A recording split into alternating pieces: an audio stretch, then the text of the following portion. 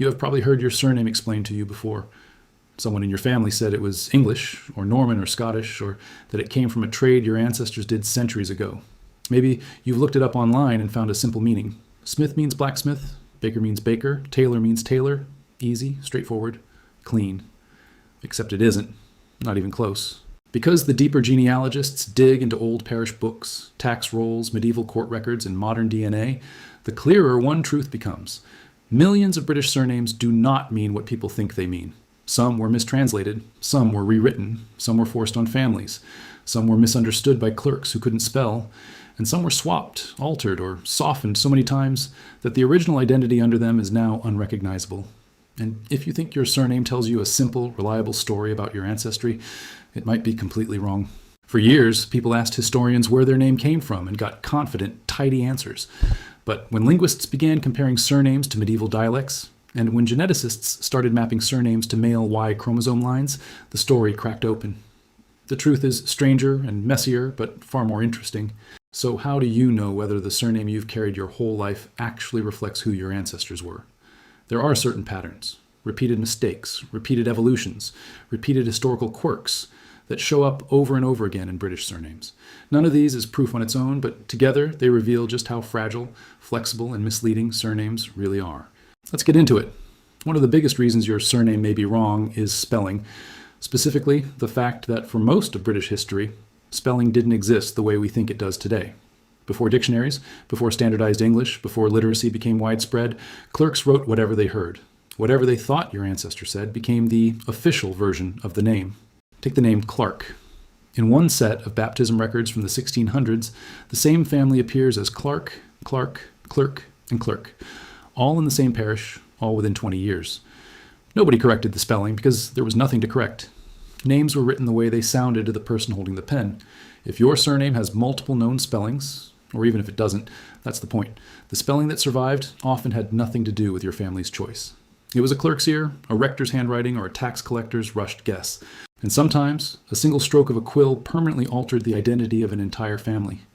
Another major reason surnames mislead people is immigration into Britain, and what officials did to foreign names. Normans from France, Flemish weavers, Dutch and German artisans, Huguenot refugees, Jews fleeing persecution, Irish and Scottish migrants, later Italians, Eastern Europeans, South Asians, Caribbeans. Every wave brought families whose names didn't fit English spelling or pronunciation, so officials anglicized them, sometimes gently, sometimes brutally. Dubois became Wood, or Atwood. Schmidt became Smith. D'Angelo became Daniels. Rosenberg became Rose. Goldstein became Goldstone. Imagine trying to trace your ancestry when your name was swapped at the port, in a church book, or during a census. It means your surname might look English, even if it wasn't originally. And sometimes the change wasn't about making the name English. It was about avoiding discrimination. Jewish families often softened or shortened surnames to blend in. Irish families sometimes adopted more English-sounding versions to escape prejudice in the 19th century. Black British families in the 18th and 19th centuries were frequently assigned their enslaver's surname, or the name of their employer. The surname you carry today may reflect survival, not origin. Another reason your surname might be wrong: social climbing. From the 1700s onward, as Britain industrialized and the middle class grew, it became fashionable to take on fancier-sounding surnames. Families who wanted to seem wealthier, more noble, or more established sometimes changed their name subtly, or dramatically. A tradesman named Brown might become de Brown. A family named Taylor might add an E, or choose a Norman-sounding alternative. Some even added Fitz, meaning son of in Norman French, to imply aristocratic roots they simply didn't have. In an era before strict documentation, this wasn't illegal or unusual. It was branding, and a surprising number of English surnames with a noble sound are the result of 18th century rebranding, not medieval lineage. Another issue: the Norman Conquest. After 1066, Norman French became the language of courts, law, and administration. Old English names were rewritten in French spelling. Sometimes the meaning stayed the same, sometimes it changed completely. Old English names like Ethelwine became Aelwyn or Elwyn, Hazeltune became Hazelton, and many Saxon families adopted Norman forms to fit the new ruling culture. So even if your surname looks Norman, it might simply be a Saxon name written through a French pen. Then came the Industrial Revolution, which scrambled surnames in an entirely new way. Millions of people moved from villages to cities, accents collided, census takers in smoky factory towns wrote what they heard, and families who couldn't read or write had no idea their name was being changed.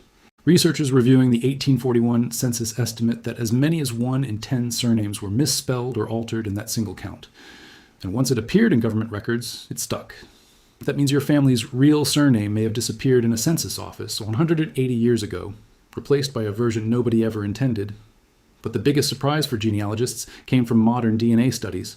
When researchers at the University of Leicester began comparing men with the same surname to see whether they shared the same Y chromosome line, they found something astonishing. In many common British surnames, half or more of the men were not related on the paternal line at all. Smith families with identical surnames had entirely different genetic origins. Same for Taylor, King, Hill, Lee, Clark, and dozens of others. Why? Because surnames were adopted in different places, at different times, by different families, who happened to share a profession, a location, or a nickname. The surname King doesn't mean you descend from royalty. It means you had an ancestor who worked on the king's lands, or acted like he owned the place. A surname like Hill could originate from hundreds of unrelated people who simply lived near a hill. Wood came from people who lived near woods. Brook from people who lived near a brook. Lewis came from Welsh Llewellyn, Norman Lewis, or even Jewish Levites, all completely different origins hiding under one spelling. Even unique-sounding surnames often have multiple unrelated origins. Another twist. Some surnames came from nicknames that no longer mean what they used to.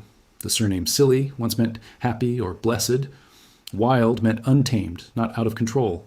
Smart originally meant painful, or sharp, not clever. So the original meaning of your surname might be lost, not because the name changed, but because the English language did. And here is the most surprising part of all. Your surname might tell you almost nothing about your ancestry. It might have been assigned, altered, mistranslated, misunderstood, rewritten by a clerk, changed for survival, or adopted by someone whose descendants never knew the original meaning.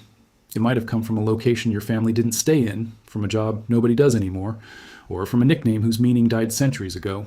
So if you want to know who your ancestors really were, the surname is not the conclusion. It is the starting clue. If you have a rare surname, research its early spellings. If you have a common surname, look at geography, migration patterns, and parish records. If your surname appears in multiple spellings, treat all of them as possible branches. And if DNA and documentation disagree, believe the documentation, because surnames and Y-DNA often don't track each other at all. The paper trail tells the story. The surname is just the cover. Your British surname may be completely wrong, but your family story is still right there, waiting behind it. If you want more videos on British ancestry, hidden surname origins, historical DNA, Viking settlement patterns, and forgotten migrations that shaped the UK, subscribe. And drop your surname in the comments. Tell me where your family is from, how far back the name goes, and what stories you were told. You never know. Your story might help someone else uncover their own.